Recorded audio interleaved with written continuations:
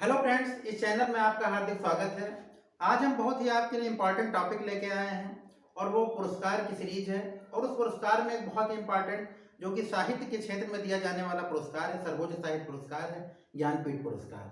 तो ज्ञानपीठ पुरस्कार के बारे में कुछ ट्रेडिशनल क्वेश्चन पूछे जाते हैं और करेंट क्वेश्चन भी उससे पूछे जाते हैं। तो मैं आज सारी चीज़ों को कवर करने का प्रयास करूंगा। अगर वीडियो पसंद आए तो लाइक कीजिए और चैनल को सब्सक्राइब कीजिए। तो देखिए, ज्ञानपीठ पुरस्कारों के बारे में सबसे पहले इसकी स्थापना कब हुई थी? तो इसकी स्थापना 1965 में हुई थी और इसकी स्थापना किसने की थी? साबू शांति प्रसाद जैन ने। तो it is the founder and it is the founder year. अब इसमें सबसे मेन इशू ये है कि ये किसके लिए प्रदान किया जाता है। तो दोस्तों, इस बात को अच्छे से समझिएगा कि 1965 में जब इसका प्रारंभ किया गया था तो 1965 से लेकर 1982 तक ये किसी लेखक की कृति या रचना के लिए दिया जाता था। तो 1965 से 82 तक ये रचना के लिए दिया जाता था, पर्टिकुलर किसी आथर की या कवि की। लेकिन 1983 से इसका जो ट्रेंड था वो चेंज हो गया और ये साहित्य में मतलब संपूर्ण योगदान के लिए पुरस्कार दिया जाने लगा। तो इस बात को ध्यान रखिएगा कि इस किस लैंग्वेज में दिया जाता था, क्योंकि और आज भी दिया जाता है करंट में। तो इसकी सबसे पहले मेन मुद्दा ये समझिएगा कि 8वीं अनुसूची जो संविधान की है उसमें 22 भाषाओं का उल्लेख है और उन 22 भाषाओं का ट्रिक भी मैं आपको जो पिछले वीडियोस में उसमें उपलब्ध करा चुका हूँ। उन 22 भाषाओं में किसी भाषा के लिए प्रदान किया जाता है। तो इसकी राशि कितनी है? राशि इसकी 11 लाख रुपए है। प्रशस्ति पत्र दिया जाता है और एक वाग देवी की प्रतिमा दी जाती है। वाग देवी मतलब वाणी की देवी अर्थात सरस्वती माता की।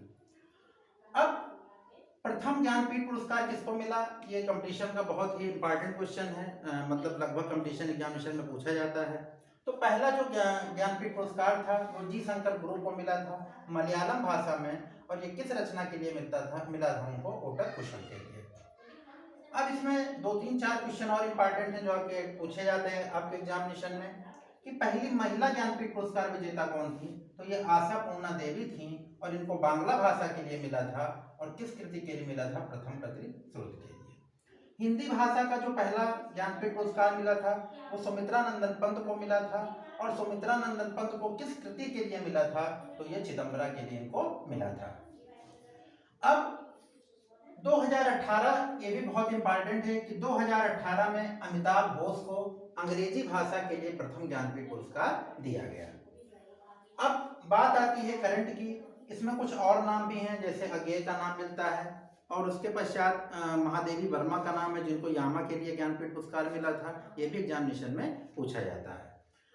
अब जो लेटेस्ट आपका जो करंट अफेयर्स के दृष्टिकोण से ये दो बहुत इंपॉर्टेंट है कि जो 56वां ज्ञानपीठ पुरस्कार है और 57वां ज्ञानपीठ पुरस्कार है, ये 2020 और 21 दोनों के लिए एक साथ प्रदान किया गया था। लेकिन जब एग्जामिनेशन पूछा जाएगा तो कभी कभी 56वां पूछ लिया जाएगा कि 56वां ज्ञानपीठ पुरस्कार किसे दिया गया। तो इस बात को आप नोटिस करिएगा कि 56वां ज्ञानपीठ पुरस्कार जो है वो 2020 के लिए है और ये किसको मिला था? नीलमणि फूकन के लिए। और किस भाषा के लिए मिला था? असमिया भाषा के लिए।